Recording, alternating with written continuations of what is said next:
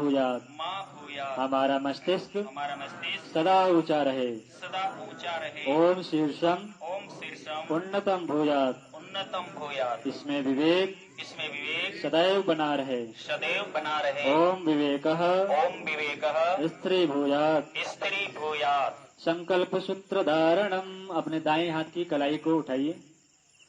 निश्चर हीन करौ मही, भुज उठाए प्रण लीन। कहा कौन लिया था संकल्प? ही भगवान रामचंद्र। क्यों लिए थे मालूम है? जब ऋषि मुनियों के हड्डियों के ढेर जब देखे उन्होंने इस तरीके से पहाड़ की तरह, यही छत्तीसगढ़ में, ये सौभाग्य आपका देखिए बड़ा अच्छा मिल गया। ये दंडकारण्य क्षेत्र शुरू हो जाती है यहाँ से। यहीं पर जब देखे उन्होंने ऋषि मुनियों के ढेर लगे हुए पहाड़ बने हुए थे हड्डियों की, तो भगवान राम जो सौम्य स्वरूप हैं, गुस्से में नहीं देखेंगे भगवान राम की तस्वीर, उस जो शांताकारम है, जो शांत स्वरूप वाले भगवान है, उन्होंने इसे छत्तीसगढ़ की भूमि में अपने दाहिने हाथ को उठा करके धनुष बाण को लिए हाथ में, और उन्होंने संकल्प लिया कि निश्चर हीन करौ मही। मही कहते हैं धरती को, निश्चर कहते हैं निशाचर असुरों को।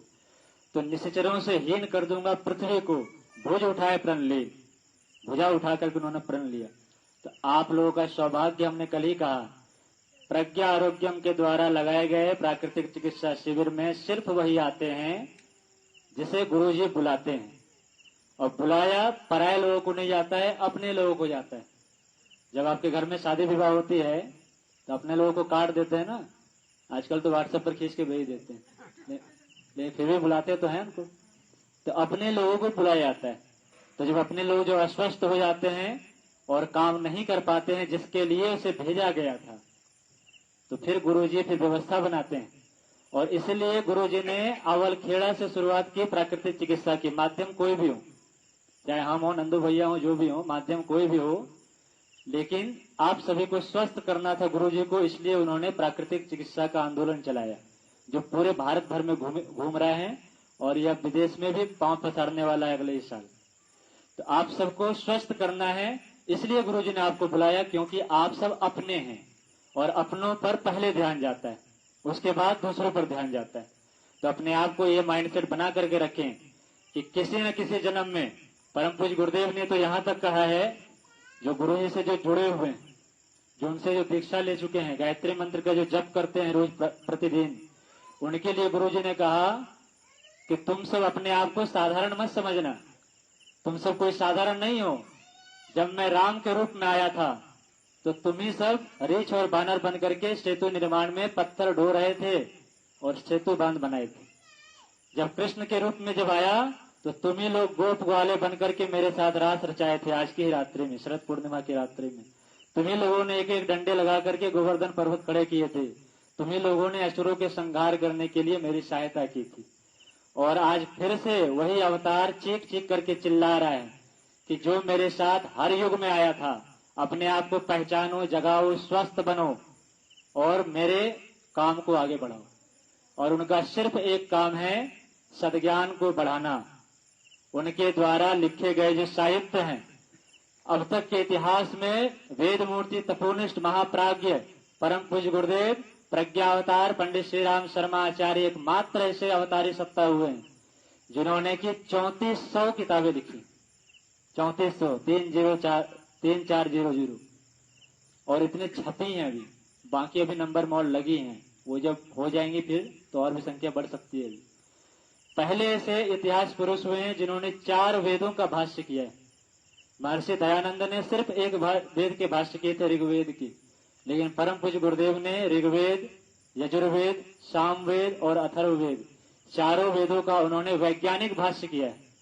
किसी भी वेद में आपको एटम, सेल, मॉलिक्यूल, माइक्रोस्कोप, ये यूनिवर्स, गैलेक्सी, ये सब शब्दावली नहीं मिलेगी आपको, लेकिन गुरु जी के द्वारा जो भाष्य है उसमें सारे शब्दावली मिलेंगी, सारे शब्द मिलेंगे। इसलिए मिलेंगे, इसलिए उन्होंने लिखा ताकि नासा के वैज्ञानिक भी पढ़ के समझ सके हमारे वेदों को।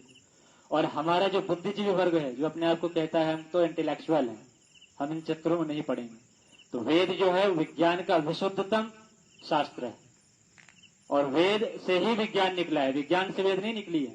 जो हम लोग आजकल विज्ञान कहते हैं ना, साइंस, ये तो लंगड़ी लूढ़िया भी है। आइंस्टीन, अल्बर्ट आइंस्टीन से बड़ा कोई वैज्ञानिक नहीं हुआ। उन्होंने कहा कि अभी जो विज्ञान ने जो खोजा है वो समुद्र के किनारे खड़े होकर के एक कंकड़ को केवल उठाया है, पूरे समुद्र भी बाकी है। तो वो पूरा समुद्र जो है वो है हमारा वेद, जो अपौरुष है, किसी ने लिखा नहीं उसे। ध्यान के माध्यम से परमात्मा की जो आवाज आई, जो उन्होंने अनुभूति की, उसको उन्होंने ध्यान के माध्यम से उसे उन्होंने केवल उतारते हुए चले गए। वो है हमारा वेद, जो अकाट्य है, जो आज से करोड़ों साल पहले था, आज भी है और करोड़ों साल के बाद भी रहने वाला। एक भी अक्षर उसका हटने वाला नहीं है। लेकिन आज की जो विज्ञान है वो साल भर कुछ और थी, और अभी कुछ रिसर्च हो जाए तो तुरंत वो चैप्टर चेंज हो जाती है और सिलेबस से हटा दिया जाता है कि ये ओल्ड हो गई, अब टेक्नोलॉजी एडवांस हो गई, इसे हटाओ। लेकिन हमारा वेद करोड़ों साल पहले भी वही था, करोड़ों साल बाद भी वही होगा, क्योंकि सनातन है, परमात्मा के द्वारा दिया हुआ है। और महर्षि वेदव्यास जी ने इसको ध्यान के साधना में जाकर के इसे लिपिबद्ध किया, क्योंकि पुराने समय में सुनने की प्रथा थी। जैसे हमने आपको कहा, फिर आप किसी और को कहेंगे, फिर वो किसी और को कहेंगे, इस तरीके से हमारा ज्ञान ट्रांसफर होता था एक से दूसरे जनरेशन में। लेकिन जैसे जैसे हमने चंद्रमा के ध्यान को छोड़ा तो हमारी बुद्धि की जो क्षमता थी धीरे धीरे वो कम होती गई, हमारी याददाश्त क्षमता जो कम होती गई। तो फिर हमने क्या किया, उसको लिपिबद्ध कर दिया ताकि आगे वाले जनरेशन उसको पढ़ सके और संजो करके उस ज्ञान को रख सके। उन चारों वेद के भाष्य किए पंडित श्री राम शर्माचार्य, इनके तस्वीर आप देख रहे हैं। उसके अलावा उन्होंने क्या किया, 18 पुराण लिखे गए थे। जिन्हें वेद समझ में नहीं आए तो महर्षि वेदव्यास जी ने 18 पुराण लिखे कहानियों के माध्यम से, कि लोग कहानी के माध्यम से उन वेदों को समझ सके, वेद क्या है, वेद कहता क्या है। जिन्हें संस्कृत समझ में ना आए तो वो इन कहानियों के माध्यम से समझे। पुराण भी संस्कृत में थे लेकिन उसे कहानियों के रूप में लिखा गया। तो उन 18 वेदों का भाष्य भी परम पूज्य गुरुदेव ने किया। 18 मुख्य वेद हैं और 18 उपवेद हैं, तो 18 हो गए 36। गुरु जी ने 18 पुराण और 18 पुराण के भाष्य किए, ये सब आपको इंटरनेट पर मिल जाएंगे। और 19वां पुराण उन्होंने लिखा। 19वां पुराण का नाम है श्रीमद् पावन प्रज्ञा पुराण। और प्रज्ञा कहते हैं बुद्धि की, बुद्धि उसकी उच्चतम अवस्था, बिल्कुल सुपीरियर डिग्री में जब हम देखें तो वह है बुद्धि की उच्चतम अवस्था को कहते हैं प्रज्ञा, जो बिल्कुल विशुद्ध है, वह है प्रज्ञा। तो प्रज्ञा पुराण उसी लिए लिखा गया है। और प्रज्ञा पुराण में किसी भी देवताओं का जिक्र नहीं है, केवल ऋषियों का संवाद है। और आज का जो देवता है, आज का देवता कौन है, हम सब हैं, भटके हुए देवता। गुरुजी कहते हैं मनुष्य कुछ और नहीं बल्कि भटका हुआ देवता है। और मनुष्य का जन्म देवत्व को धारण करने के लिए होता है, देवता बनने के लिए होता है। लेकिन हम लोग ऐसे ऐसे काम करते हैं कि पशु भी शर्मा जाए। कोई भी पशु सूर्योदय होने के बाद सोता नहीं लेकिन हम क्या करते हैं, सोते रहते। कोई भी पशु सूर्यास्त के बाद भोजन ग्रहण नहीं करता, लेकिन हम क्या करते हैं, 11-12 बजे रात तक खाते हैं। तो यदि हमारे क्रियाकलाप को पशु देखे ना तो वो भी शर्मा जाए कि क्या कर रहा है ये। परमात्मा का बनाया हुआ सर्वोत्तम कृति परमात्मा के बनाए हुए नियमों से भटक गया। और गुरुजी ने कहा कि इंसान जो आज का है, जैसा अभी भजन किया गया कि इंसान का दिया तन इंसानियत भी भर दे। इंसान बनने से क्या हो, इंसान तो एक चोर भी तो इंसान है, लेकिन उसके अंदर इंसानियत नहीं है, दया करुणा ममता उदारता क्षमाशीलता नहीं है उसके अंदर। तो इंसानियत तब आएगी जबकि हम प्रकृति के नियमों का पालन करेंगे, ऋषियों के द्वारा बनाए हुए नियमों का पालन करेंगे। और इसी के लिए आपको लाया गया है प्राकृतिक चिकित्सा प्रज्ञा आरोग्यम, ताकि हम अच्छी अच्छी चीज सिखा सके आप, है ना। यदि किसी को बोरिंग लगे तो माफ कीजिएगा, लेकिन आपके जीवन के निर्माण के लिए सारी क्लासेस हैं ये। तो मैं कह रहा था कि गुरुजी ने चारों वेद 18 पुराण के भाष्य किए, उसके बाद उन्होंने 108 उपनिषद बनाए। उपनिषद ज्ञान भंडार भरे पड़े हैं उसमें उपनिषदों के। विदेश के एक मैक्स मुलर आए जर्मन के, उन्होंने सारे उपनिषदों का भाष्य जर्मनी की भाषा में किया, जर्मन भाषा में। फिर वहां से अलग अलग भाषा में हुआ और उस पर रिसर्चेस हुए और हमारे ही ज्ञान को हमारे ही सामने परोसा गया। और हम बड़े चाव से ताली बजाते हुए विदेशियों की हम गुणगान करते रह गए, लेकिन वो ज्ञान हमारा ही था, हमने उसे पढ़ना छोड़ दिया। और जब दूसरे लोग आकर के हमें जब सिखाना शुरू कर दिए कि हल्दी को दूध में डाल करके पीने से आपके कफ कम होंगे, तो हमने ताली बजाने शुरू कर दिए कि कितनी अच्छी बात बताई अमेरिका के डॉक्टरों ने। और अमेरिका के डॉक्टर सीखे कहाँ से, हमसे सीखे, हमारे ऋषियों से सीखे। लेकिन हमने पढ़ा नहीं, हमने पढ़ना छोड़ दिया, इसलिए हम अपने ज्ञान को भूल गए। पेट भरने के लिए हमने मैकॉले शिक्षा पद्धति को अपना लिया, लेकिन अपने ऋषियों की जो पद्धति है, जीवन जीने की कला, अध्यात्म विद्या को हमने छोड़ दिया, और इसलिए हमारी ये दुर्गति धीरे धीरे होती चली गई। अभी भी समय है, 4 साल आपके पास मात्र समय। 2026 तक यदि हम नहीं सुधरे तो क्या होने वाला है, यदि हम देखें, ऋषियों की वाणी को सुने, पढ़ें। गुरु गोविंद सिंह महाराज ने आज से 400 साल पहले क्या कही थी, उस वाणी को यदि पढ़िए तो आपके रूह कांप जाएंगे, है ना। रामकृष्ण परमहंस ने क्या कही थी, उस बात को यदि पढ़े तो हमारी रूह कांप जाएगी। सूरदास जी जो अंधे थे, लेकिन उन्होंने अपने दिव्य चक्षु से जो देखा 1000 साल बाद, जिसको हम पढ़े तो हमारी रूह कांप जाएगी, जमीन के पैर के नीचे से जमीन खिसक जाएगी। ऐसी ऐसी भविष्यवाणी है। परम पूज्य गुरुदेव ने अपने क्रांति धर्मी साहित्य परिवर्तन के महान क्षण, उसमें जो बातें उन्होंने लिखी हैं, यदि बात को यदि हम पढ़ लें तो हमारे होश उड़ जाएंगे। इसलिए उन चीजों को पढ़ें, मजबूत बने उन चीजों को, क्योंकि 2026 के बाद परिवर्तन के काल शुरू होने वाले। तो अभी समझ में उतनी नहीं आएगी, लेकिन हम धीरे धीरे यदि उन चीजों को पढ़ेंगे तो सत्य को हम सत्य से बच सकते हैं, लेकिन उसको छुपा दबा नहीं सकते हैं। सत्य तो एक न एक दिन आपके सामने आएगा। तो सत्य को परेशान किया जा सकता है, पराजित नहीं किया जा सकता है। सत्य कभी हारता नहीं है। सत्यमेव जयते कहा गया है मुंडकोपनिषद में। सत्य कभी नहीं हारता, सत्य की सदैव विजय होती है। भले उसे हम परेशान कर दें कुछ दिन तक, लेकिन पराजित नहीं कर सकते हैं। इसलिए सत्य से मुंह मत मोड़िए। जो ऋषियों की जो नियम है, प्राकृतिक चिकित्सा, उन चीजों पर आपको आना ही पड़ेगा, क्योंकि जितने डॉक्टर घूम रहे हैं सब प्राकृतिक चिकित्सा कराते हैं और आपको बेवकूफ बना करके एलोपैथी की दवा खिलाते। हमने किया है। नंदू भैया के पास सारे लिस्ट हैं, बड़े बड़े डॉक्टर, MD गोल्ड मेडलिस्ट हमारे सामने आते हैं और हम उन्हें बातें बताते हैं और ताली बजाते हैं। ये सच्चाई है, इसे कबूल करना पड़ेगा आप लोगों को। अगले उन्होंने परम पूज्य गुरुदेव ने क्या किया, 6 दर्शन हमारे पास हैं, योग दर्शन, सांख्य दर्शन, इस तरह के जो योग कराते हैं सुबह में, इन सभी दर्शनों का उन्होंने योगानुकूल भाष्य किया है। जब जब युग में जिस जिस प्रकार की समस्याएं हुए हैं, उस प्रकार के अवतार हुए हैं। इसलिए जो लोग कहते हैं कि भगवान कल्कि का अवतरण जो होगा वो एक घोड़े पर आएंगे, हाथ में तलवार लेकर के आएंगे।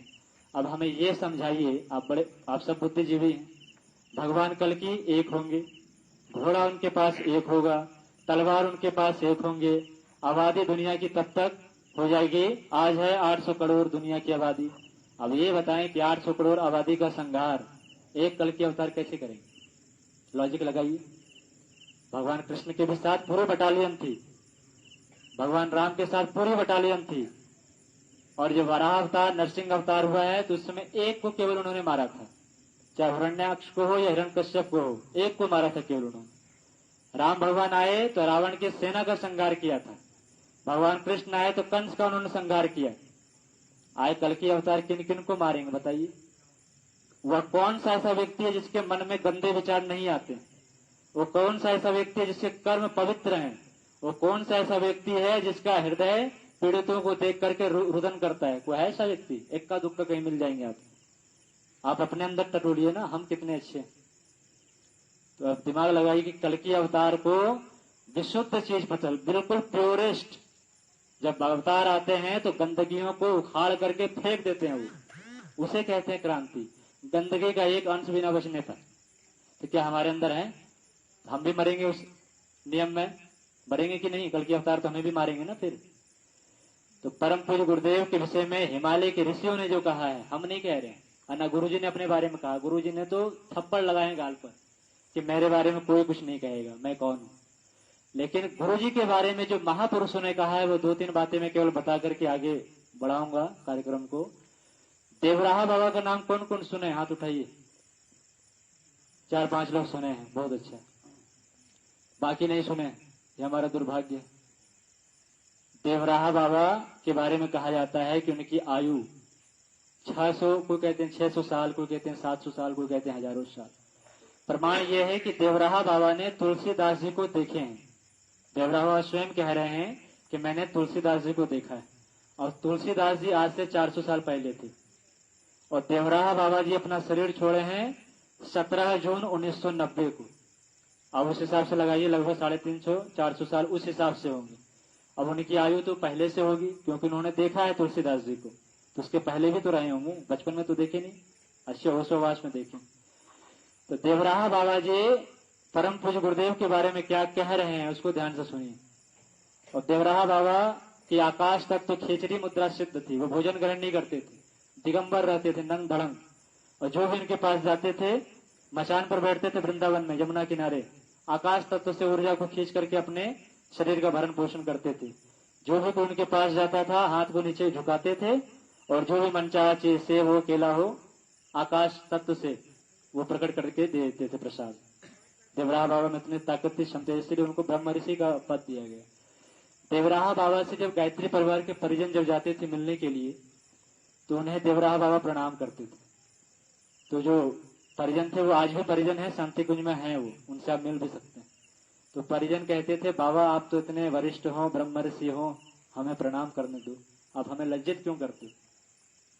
तो देवराहा बाबा गुस्सा के बोलते थे कि तू अपने आप को पहचानता नहीं है, तू महाकाल का शिष्य है, तो श्री राम का नहीं, गुरु जी का नाम था श्री राम शर्मा, है ना, श्री राम इनका नाम था, राम नहीं था नाम, श्री राम था इनका नाम। और पूरा श्री लगाएंगे तो श्री श्री राम हो जाएगा, तो श्री राम इनका नाम था। उन्होंने देवराहा बाबा ने कहा कि तुम श्री राम के शिष्य नहीं, तुम स्वयं राम के शिष्य हो। ये कौन कह रहे हैं? देवराहा बाबा कह रहे हैं। और उन्होंने कहा तुम्हारे गुरुदेव श्री राम का मैं नित्य प्रति उठ करके ध्यान करता हूं। ये देवराहा बाबा कह रहे हैं, ये कोई गायत्री परिजन नहीं कह रहा। देवराहा बाबा की वाणी है, डॉक्यूमेंटेड है। आप वृंदावन मंदिर जाएंगे उनके समाधि पर, ये डॉक्यूमेंटेड वहां पढ़ सकते हैं। एक और महाराज हुए हैं महात्मा आनंद स्वामी, आर्य समाज के बहुत बड़े महात्मा हुए। जब गुरु जी से उम्र में बड़े थे वो भी, जब शांति कुंज जाते थे तो गुरु जी को पैर छू करके प्रणाम करते थे। गुरु जी सतपका जाते थे, गुरु जी से 30-35 साल बड़े थे उम्र में। आर्य समाज महर्षि दयानंद सरस्वती द्वारा स्थापित है। कुरीति उन्मूलन के लिए पाखंड खंडनी जो पताका था सबसे पहले दयानंद सरस्वती ने चलाया। गायत्री महामंत्र का प्रचार दयानंद सरस्वती ने प्रारंभ किया और उसी परंपरा को गुरु जी ने आगे बढ़ाया। तो महात्मा आनंद स्वामी पैर छू करके प्रणाम करते थे गुरु जी के। गुरु जी बोलते थे क्या करते हो स्वामी जी, आप इतने बड़े हो, वरिष्ठ हो, आप मुझे क्यों लज्जित करते। तो महात्मा आनंद स्वामी कहते थे गुरुदेव, वो भी गुरुदेव ही कहते थे, गुरुदेव आप में मैं स्वयं गायत्री माता का दर्शन करता हूँ, इसलिए मैं आपको नहीं गायत्री माता को मैं प्रणाम करता हूँ। तो गुरु जी वो थे। और आज मैंने सुबह आपको बताया था कि गुरुदेव ने अपनी जिह्वा को साधने के लिए 24 साल तक एक गिलास गौ माता के दूध से निकला हुआ छाछ और जो गौ माता को खिलाया जाता था और गोबर से जो आती थी बाहर उसको धुला जाता था। ये माता जी की तस्वीर है, गुरु जी की धर्म पत्नी है माता जी। ये उस गोबर से जौ को निकालती थी, चुनती थी, बिनती थी इस जौ को और उस जौ को चाक में पीस करके 2 रोटी बनाती थी। एक रोटी उस गौ माता को खिलाया जाता था और दूसरा जो एक रोटी बचता था उस एक रोटी और एक गिलास, छोटी वाली गिलास, बड़ी वाली नहीं, छोटी वाली गिलास में छाछ, इसे गुरुजी 24 घंटे में सिर्फ एक बार लेते थे, सिर्फ एक बार। और उसके अलावा गुरुजी 6 घंटे तक गायत्री मंत्र की साधना करते थे, 6 घंटे 66 माला रोज, और 1 साल में 24 लाख के जप किए और इस तरीके से 24 साल तक की। तो कल की अवतार कौन होगा इसके विषय में हिमालय के संसद के जो ऋषि हैं उन्होंने कहा कि जो कल की अवतार होगा उसके जीवन में 24 का बड़ा महत्व होगा। गायत्री महामंत्र में 24 अक्षर, गुरु जी ने किए 24 साल तक 24 महापुरुष शरण की साधना। हिमालय की संसद के ऋषियों ने कहा जो कल की अवतार होगा उसके जीवन में पीले रंग का बड़ा महत्व होगा। सब पीलेधारी हैं, पीताम्बरधारी हैं गायत्री परिवार वाले। जो कल की अवतार होगा वो विराट साहित्य की रचना करेगा। गुरु जी के सामने सारे साहित्यकार फेल। जो गायत्री साधक होगा वो माता के मंदिरों की देश विदेशों में स्थापना करेगा। माता के घंटे की आवाज मैं इन कानों से सुन पा रहा हूँ, स्वामी विवेकानंद कहे थे 1902 में, मैं माता के मंदिर के घंटे की आवाज इन कानों से सुन पा रहा हूँ। विवेकानंद कहे थे आज गायत्री परिवार की 10,000 सेंटर पूरे भारत में, 90 से अधिक देशों में गायत्री परिवार की शाखाएं हैं, सेंटर्स हैं, बड़े बड़े सेंटर हैं। और अभी कनाडा में और अमेरिका में 80 एकड़ जमीन मिल चुकी है हमें और वहां पर एक विशाल आश्रम बनना जा रहा है। विदेश का शांति कुंज होगा हमारा कनाडा में। तो इस प्रकार से एक मत्स्यावतार के रूप में छोटी सी कमंडल में आई हुई मछली भगवान मनु के पास पूरे सागर को घेर गई और पहला अवतार हुआ था भगवान का मत्स्य अवतार। उसी प्रकार से आवलखेड़ा की छोटी सी कोठरी में गुरु जी की वह ध्यान साधना आज पूरे विश्व में फैल रही। आज हर एक 10वें व्यक्ति को आप पूछेंगे तो उसे गायत्री परिवार के बारे में पता है, चाहे वह जुड़ा हो या ना जुड़ा हो। आप में से यदि हम पूछ लें अभी तो 60% लोगों को पता होगा गायत्री परिवार के बारे में, भले वो ना जानते हो, शब्द जरूर सुने होंगे गायत्री परिवार। और इतना तो जरूर कह देंगे, अच्छा वो पीले पीले वाले जो आते हैं वही, इतना आप जान ही जाएंगे आप, है ना, जो दीप यज्ञ कराते हैं, जो कुंड लेके, आप इतना बता सकते हैं। तो कोई व्यक्ति ऐसा बचा नहीं है जिसके पास गायत्री परिवार का परिचय ना हो। और गायत्री परिवार में सिर्फ सनातनी नहीं है, उसमें जितने भी मत मजहब संप्रदाय के लोग हैं सब हैं उसमें गुरु नानक देव के द्वारा जो प्रारंभ किया गया सिख संप्रदाय है वो भी हमारे गायत्री परिवार में, जो भगवान बुद्ध के द्वारा प्रारंभ किया गया बौद्ध संप्रदाय है वो भी हमारे यहाँ, जो भगवान महावीर के द्वारा स्थापित किया हुआ जैन संप्रदाय है वो भी हमारे यहाँ, जो इस्लाम के जो हैं वो भी हमारे यहाँ, कई सारे ऐसे हैं, कई सारे ऐसे माताएं बहनें हैं इस्लाम में जो कि गर्भोत्सव संस्कार कराती हैं। क्योंकि दुनिया की कोई भी माता ये नहीं चाहती है कि हमारे घर में दैत्य पैदा हो, हमारे घर में कुसंस्कारी बच्चे पैदा हो, हर कोई चाहते हमारे घर में देवता पैदा हो। तो इसके लिए परम पूज्य गुरुदेव ने गर्भ संस्कार की व्यवस्था कराई है। और आप सभी कभी बड़े बड़े यज्ञों को देखें, कल ही हमारा लखनऊ में 108 कुंडी यज्ञ समापन हुआ है और कल से ही बुलंदशहर में 108 कुंडी यज्ञ प्रारंभ होने वाला, और अभी 108 कुंडी की श्रृंखला चलेगी मार्च तक, और हो सकता है कि छत्तीसगढ़ में भी कहीं हो। और यह छत्तीसगढ़ वह पावन भूमि है जहां पर कि परम पूज्य गुरुदेव का लंबे समय तक प्रवास रहा है। लंबे समय तक परम पूज्य गुरुदेव अपनी पद यात्रा करी इस क्षेत्र में, क्योंकि गुरु जी ने कहा कि पूर्व जन्म में मैं नंगे पांव इस क्षेत्र में चला हूँ और यहीं पर मैंने संकल्प लिया था। तो गुरु जी को बातें याद थी और यहीं से फिर चित्रकूट की यात्रा की। जहां जहां भगवान राम गए वहां वहां गुरु जी ने अपनी यात्राएं की, पैदल यात्रा। तो पूर्व जन्म की तो याद होती है स्मृतियां, इसलिए गुरु जी कोई साधारण नहीं है। तो आपको किसी साधारण लोगों ने नहीं बुलाया, आप लोगों को साक्षात परमात्मा ने ही बुलाया, ऐसा समझ के चले आप। जिनके जो आराध्य हैं, जो इष्ट हैं, उन्होंने भेजा गुरु जी के माध्यम से। जो गुरु गोविंद सिंह को मानते हैं, जो गुरु नानक देव को मानते हैं, जो जिस इष्ट को आराध्य को मानते हैं, उन सभी इष्ट के आराध्य की यदि शक्ति कहीं लगी है तो इस युग को बदलने में लगी। जो युग में जो कचरा जो फैल गया है, जो गंदी मानसिकता आ गई है, जो घटिया सोच आ गया है, जो दुराचार दुष्कर्म की जो भावनाएं लोगों के मन में पनप गई है, उसे धोना अवतारी सत्ताओं का परम कर्तव्य बन गया है। और इसलिए गुरु जी लिखते हैं कि जब अवतारी सत्ताओं को जब यहाँ भेजा जा रहा था कि सृष्टि जो है बड़ा घटिया हो गया, जाओ सुधार करके आओ, तो कोई भी आने को तैयार नहीं हुआ यहाँ पर। भगवान बुद्ध भी हाथ जोड़ लिए, भैया हमसे नहीं होने वाला। भगवान महावीर भी हाथ जोड़ लिए, हमसे नहीं सुधरने वाला है दुनिया। भगवान शंकराचार्य भी हाथ जोड़ लिए कि हमसे नहीं होने वाला, जितना करना था हमने कर दिया। फिर उन्होंने संतों को भेजा, 10 गुरुओं को भेजा, है ना, गुरु नानक देव से लेकर के। जब गुरु नानक देव जब प्यार की भाषा जब समझा रहे थे, जब लोग नहीं समझे, तो इन्होंने फिर भेजे बब्बर शेर को भेजे। किसको भेजे? गुरु गोविंद सिंह जी को। अपने पिता को भी बलिदान कर दिया, अपने चारों बेटों को बलिदान किया, स्वयं को भी बलिदान किया। अपने पिता, पुत्र और स्वयं को बलिदान करने वाले ऐसे इतिहास पुरुष हुए हमारे दशमेश पिता गुरु गोविंद सिंह जी महाराज। ऐसे ऐसे योद्धाओं को भेजा, लेकिन फिर भी ये दुनिया इतनी सड़ी हुई, इतनी बदतर है कि सुधरने वाली नहीं थी। तो फिर मूल समस्या पर विचार किया गया कि समस्या आखिर है कहां पर। तो जब रावण थे तो राम आए, जब कंस थे तो कृष्ण आए। जिस जिस प्रकार की समस्या थे उस प्रकार के समाधान भी आते हैं। सतयुग के समय में जो आसुरी प्रवृत्ति थी वो थी पाताल लोक में, इसलिए भगवती देवी जगदम्बा का प्रादुर्भाव हुआ और पाताल से महिषासुर को खींच करके उसका अंत किया, जो हमने भी दुर्गा पूजा बनाया। फिर त्रेता युग आई, तो त्रेता युग में जो असुर थे वो पृथ्वी पर आ गए पाताल छोड़ करके और निवास कर रहे थे लंका में। भगवान राम अयोध्या से चल करके लंका पहुंचे और उन्होंने वहां उसका सर्वनाश किया। द्वापर युग जब आए तो असुर जो है एक ही घर में आ गए, कौरव पांडव एक ही घर में, दोनों के दादाजी परदादा तो एक ही थे ना, शांतनु जी, एक ही घर में असुर आ गए। अब उनका भी दमन करना तो भगवान कृष्ण पहुंच गए, वृंदावन से बांसुरी उन्होंने छोड़ा और चक्र लेकर के वो दौड़ पड़े हस्तिनापुर और संहार किया इन बुराइयों का। अब विचार किया गया कि अब बुराई कहाँ पर है। इस बार जो बुराई है वो ना तो पाताल में है, ना तो लंका पर है, ना ही घर में। कहाँ पर है? कहाँ है? कहाँ पर है? हमारे खोपड़ी में है। आज का महिषासुर, आज का रावण, आज का दुर्शासन, आज का दुर्योधन सब कहाँ है? खोपड़ी में।